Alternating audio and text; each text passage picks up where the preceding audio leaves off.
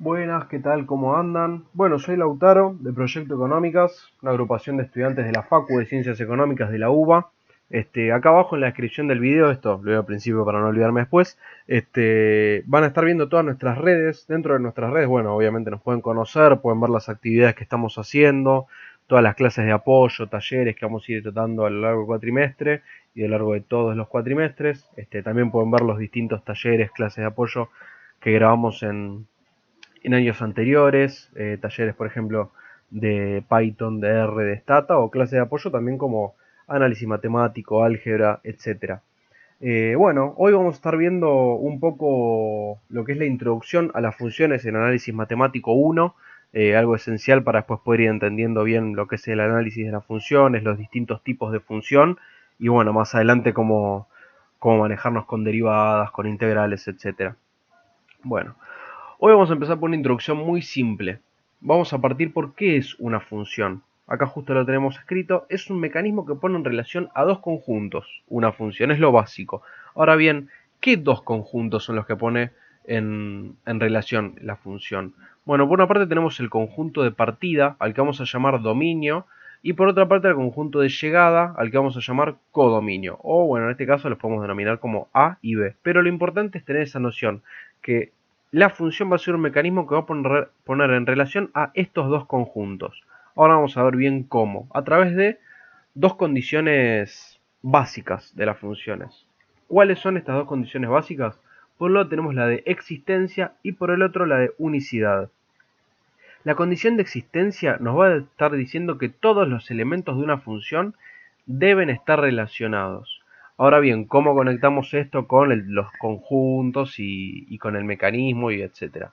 Bueno, todos estos elementos tienen que estar relacionados una sola vez. Todos los elementos del conjunto de partida deben estar relacionados una sola vez con el conjunto de llegada. ¿A esto cómo se le llama? Esto se le llama condición de unicidad. Ahora lo vamos a ver gráficamente, va a quedar un poco más claro.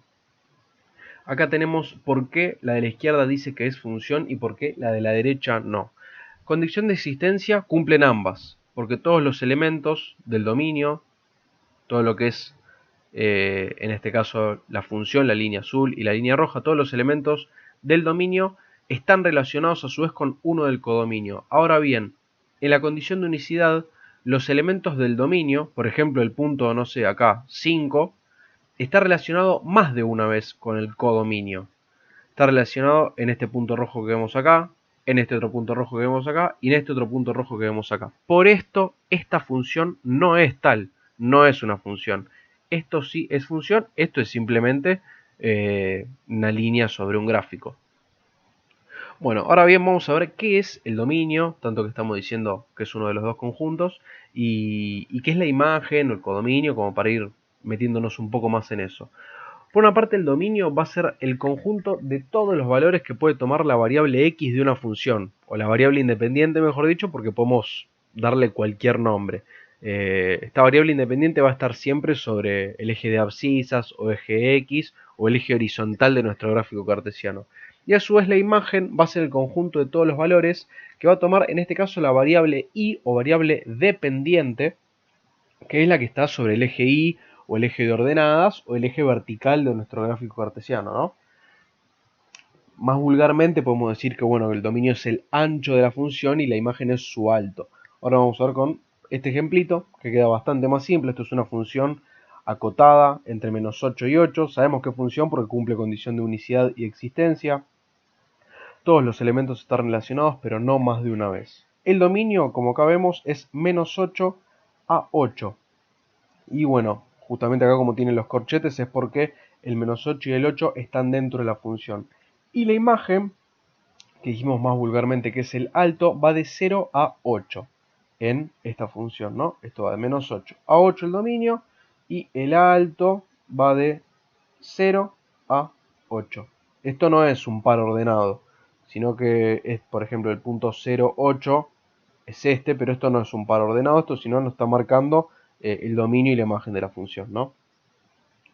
Vamos a ir con un par de elementos de las funciones que nada, es algo que vamos a necesitar para todo lo que es análisis de funciones y después ir resolviendo ejercicios con distintos tipos de funciones, lineales, homográficas, polinómicas, etcétera, que lo vamos a estar viendo en videos un poco más adelante.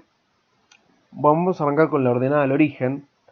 La ordenada al origen va a ser el punto en el que la función, que tiene que tener las condiciones que dijimos, va a cortar al eje de ordenadas, a nuestro eje vertical, al eje Y, el que venimos denominando, y bueno, la cual es la notación más compartida. ¿Cómo se va a estar calculando la ordenada al origen? Vamos a tener que darle a la variable independiente el valor de 0. O sea, la variable independiente que tengamos se llame X, se llame M, se llame H, se llame como se llame, alfa, beta, vamos a tener que darle el valor de 0. Vamos a tener que igualarla a 0 para encontrar la ordenada al origen. En este ejemplito simple de una función lineal vemos que si y es igual a 4x más 8, para averiguar la ordenada al origen vamos a tener que igualar a x como darle el valor de 0, y haciendo este despeje simple, 4 por 0 nos va a dar 0 y nos va a quedar igualada a 8.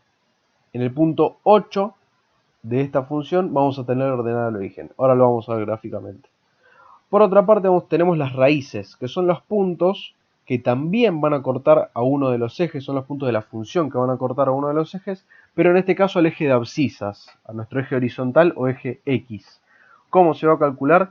Ahora lo que vamos a tener que igualar a 0 va a ser toda la función. Recordemos que acá tenemos y, pero podría ser f de x, función de x, ¿no? Entonces, vamos a igualar a 0 toda la función, vamos a despejar x, vamos a pasar el 8, nos va a quedar menos 8, dividido 4, esto nos va a dar menos 2, y acá vamos a tener el despeje de x, que la misma va a ser igual a menos 2, y acá viéndolo gráficamente, vemos que efectivamente, en el punto en el que x vale menos 2 e y vale 8, la función corta a ambos ejes. Vamos a seguir un poquito con los elementos de las funciones. Vamos a pasar ahora a lo que son los conjuntos de positividad y negatividad de las funciones. ¿A qué se le llama conjunto de positividad? Al subconjunto dentro de todo el dominio de la función que tiene sus imágenes positivas. O sea, dentro de todo el dominio vamos a reducirnos un poquito más, vamos a ir a un subconjunto que solo tenga imágenes positivas. Y todo eso va a componer lo que es el conjunto de positividad. Contrariamente, el de negatividad va a ser el que tenga imágenes negativas. O sea, va a ser dentro de todo el dominio lo que nos va a restar, ¿no? O sea, la parte de la función que va a tener imágenes negativas. Acá tenemos este ejemplo, vemos que la función sube hasta menos 3 y esto debe ser un medio, baja hasta, bueno, acá casi 2 y menos 2, y después sube hasta más infinito. ¿Cuáles vendrían a ser los conjuntos de positividad y negatividad? Acá lo tenemos muy bien. El subconjunto del dominio que tiene imágenes positivas es el subconjunto que va de menos 4 a menos 1. Todas las imágenes de esta parte de la función son positivas, están por arriba del 0 en lo que sería nuestro eje de ordenadas. Pero también va a ir con una unión del punto 3 a más infinito. ¿Por qué? ¿Por qué tenemos que unir estos dos? Porque ambos subconjuntos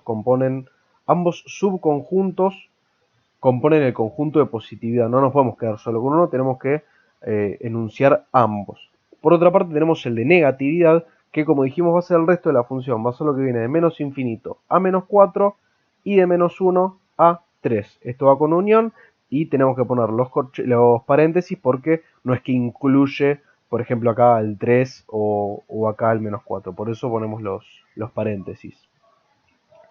Pasando con otra parte de lo que nos va a servir para análisis de funciones en esta introducción que estamos haciendo, vamos a ver los intervalos. ¿Qué intervalos? Los de crecimiento y decrecimiento.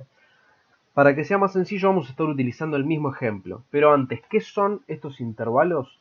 Van a ser las partes, por decirlo de alguna manera un poco más simple, en los que la función va a ir para arriba, va a tener una pendiente positiva o donde los valores tanto de x como de y van a estar creciendo. Contrariamente a esto, al igual que en los conjuntos, el intervalo de decrecimiento va a ser aquel que tenga una pendiente negativa, que veamos que está cayendo o en el que los valores de x e y estén cayendo simultáneamente. El mismo ejemplo vamos a estar viendo, habíamos dicho que esto era parte del conjunto de positividad, esto era parte del conjunto de positividad, ambos conformaban el conjunto de positividad, pero nos cambia el tema de los intervalos. ¿Cómo es esto? Vamos a tener que el intervalo de crecimiento va a ir de menos 4, en realidad, perdón, esto no es de menos 4, esto está mal, esto es de menos infinito a menos 3. Porque va desde acá atrás, desde menos infinito, la función sube, sube, sube, sube, sube, sube, hasta menos 3. Esto está mal, acá tendría que ir un infinito hasta menos 3. Y esto va a estar unido con el punto 1,5 aproximadamente, que sería este que está acá, a más infinito. O sea, toda esta parte de la función vemos que sube. Este es el intervalo de crecimiento. ¿Y cuál es el de decrecimiento? Bueno, la única parte de la función que tiene pendiente negativa, que va desde menos 3 hasta 1,5. Desde menos 3 hasta 1,5, en este tramo la función decrece. Pido disculpas acá, esto de vuelta. No es menos 4, esto es menos infinito hasta menos 3, unión 1,5 más infinito. Vamos con algo más que nos va a servir para el análisis de funciones, para todo lo que es dominio, algo que vamos a tener que tener muy en cuenta a la hora de averiguar raíces que partan de una x igualada a la raíz de algo. Esto lo vamos a estar viendo un poco más adelante con los tipos de funciones. Vamos a ir con el módulo. ¿Qué es un módulo? Va a ser un número real A es cualquier tipo de número, pero ¿qué va a ser el módulo de este número? Bueno, el módulo va a ser la distancia desde este número cualquiera, A, hasta 0. O sea, A es como una distancia, es como, no quiero decir trayecto porque no es correcto, pero es una distancia, es lo que hay desde el punto A hasta 0 en la recta. Por ejemplo, si nuestro A fuese 4, el módulo de 4 va a ser igual a 4. ¿Por qué? Porque desde menos 4 hasta 0 tenemos que recorrer 4 lugares. Y desde 0 hasta 4 también vamos a tener que recorrer 4 lugares. Una de las propiedades básicas del módulo que tenemos que saber es que el módulo de A es igual al módulo de menos A. Por lo que vemos acá, ¿no? O sea, el módulo de menos 4 es igual al módulo de 4. Es 4. Es el mismo módulo, es la misma distancia. No es un tema tanto de valores, sino de distancia. Bueno, acá por otra parte, para pensarlo un poquito más, si estamos suponiendo un número real cualquiera, en este caso lo vamos a llamar R, por una notación cualquiera, puede ser R, puede ser A, puede ser alfa de nuevo. Estas notaciones pueden cambiar dependiendo del libro en el que se lo lea, del profesor o docente que lo esté dando. Si queremos averiguar el módulo de X igualándolo a R, suponiendo un número real, si queremos averiguar esto, entonces vamos a saber que X va a ser igual a R y que X a su vez va a ser igual a menos R. Pero por esto que estábamos diciendo del módulo de A, que va a ser igual al módulo de menos A, lo que tenemos que tener en claro es que en este caso el módulo de un número va a ser la distancia desde ese número hasta 0. Es la distancia, es simplemente eso. Vamos a ir con lo último que hace muy poquito mencionamos. Veníamos hablando qué es el dominio, lo que fuimos graficando.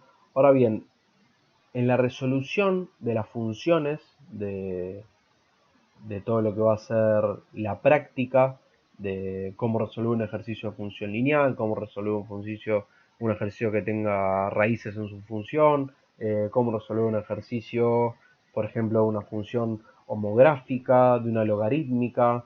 Bueno, vamos a tener distintas restricciones para el dominio de las funciones. Por lo general, capaz que sabemos que, no sé, el dominio de una función lineal son todos sus números reales, porque justamente el dominio no tiene restricciones, pero ahora bien, hay restricciones en el dominio. ¿Cuáles son estas tres restricciones? Primero, que los denominadores van a tener que ser distintos de 0. ¿Por qué? Porque si nosotros tenemos una fracción cualquiera y el denominador es 0, entonces la función nos va a dar como un error. Sí lo puede tener en el numerador, el 0, y que así toda esa función nos dé igual a 0, pero no en el denominador. Ahí ya tenemos una de las restricciones. Ahora lo vamos a ir viendo, y también en los videos subsiguientes, el de funciones 1 y funciones 2, que van a estar subidos a este canal, vamos a estar viendo ejemplos de eso para que quede más claro. Además de que el denominador tiene que ser distinto de 0, cuando tengamos una función logarítmica, los argumentos de los logaritmos van a tener que ser estrictamente mayores a 0. O sea, en el logaritmo natural, la x que vemos acá va a tener que ser mayor a 0 para la existencia del logaritmo y nada, para poder tener una función y determinar correctamente su dominio. Si a su vez se encuentran como único denominador, además de que va a tener que ser estrictamente mayor a 0, también el logaritmo natural de x va a tener que ser distinto de 0, porque si no caeríamos de vuelta en la primera restricción. Y como última restricción, tenemos que el radicando de índice par tiene que ser mayor o igual a 0, y si se encuentra como único denominador, va a tener que ser mayor a 0 estrictamente por esto del denominador que estábamos mencionando, ¿no? Bueno, por ejemplo, acá vamos con una función que tiene un par de restricciones. Vamos a tener que hallar el dominio de esto. Y como dijimos, vamos a tener dos restricciones. ¿Por qué? Porque tenemos un radicando de índice par y a su vez tenemos un denominador. Entonces, ¿qué es lo que nos tenemos que asegurar? Primeramente, puede ser cualquiera de las dos, ¿no? Se puede empezar por cualquiera, pero el radicando de índice par tenía que ser mayor o igual a 0. Está en el numerador, así que tiene que ser mayor o igual a 0. Como está en el numerador y tiene que ser mayor o igual a 0, nosotros lo que vamos a hacer es 5x menos 6, vamos a hacer una desigualdad mayor o igual a 0. Vamos a pasar el 6, vamos a pasar el 5 y nos va a quedar que x tiene que ser mayor o igual a 6 quintos para que el numerador nos dé, para que esta raíz se pueda resolver, ¿no? Si nos diese menor a 6 quintos, la raíz no se podría resolver y tendríamos una restricción en el dominio. Ahora vamos a seguir viendo un poquito esto. Por otra parte, vamos a tener el denominador, que va a tener que ser distinto de 0. En este caso es x al cuadrado menos 9. Hacemos la desigualdad, pasamos el 9, pasamos la raíz de 9, nos va a dar módulo de 3, que es lo que vimos antes. ¿Y cuál es la distancia? O sea, ¿desde qué puntos hay una distancia de 3 hasta el 0? Bueno, de menos 3 y de 3. Acá tenemos que entonces x tiene que ser distinto a menos 3 y a su vez tiene que ser distinto a 3. ¿Cómo lo vemos en lo que va a ser el dominio de la función? Bueno, vemos que el dominio de esta función va desde 6,5, incluido el 6,5 hasta 3, unión 3 a más infinito. O sea, el único punto de la función, los únicos puntos, de la función que no son parte del dominio son los que van desde menos infinito hasta el número perfectamente previo a 6 quintos y el 3. El resto, lo que es de 6 quintos hasta 3 y de 3 hasta más infinito, son parte del dominio. Bueno, con esto estamos terminando este primer video de introducción a las funciones de análisis 1. Nada más que nada con la agrupación estamos haciendo esto porque no queremos que primero o segundo tramo, CBC, sea un filtro. Queremos que nos podamos acompañar entre todos los estudiantes de Ciencias Económicas. Este video va a estar subido al canal, obviamente, van a poder verlo las veces que ustedes quieran. De vuelta, les recordamos que acá en nuestras redes van a poder ir viendo todas las novedades que subimos, estar en los grupos que estamos nosotros, compartiendo bibliografía, charlas, talleres, clases de apoyo. En nuestro canal de YouTube también van a estar subidos los siguientes videos de análisis 1, así que seguramente les vengan bien para poder seguir con la materia. Y nada, con esta mini introducción vamos a pasar a todo lo que es funciones 1 y funciones 2. Así que nada, muchísimas gracias por haber visto el video. Nos estaremos viendo en cualquiera de las sedes o en la facultad en Avenida Córdoba. Así que nada, muchísimas gracias.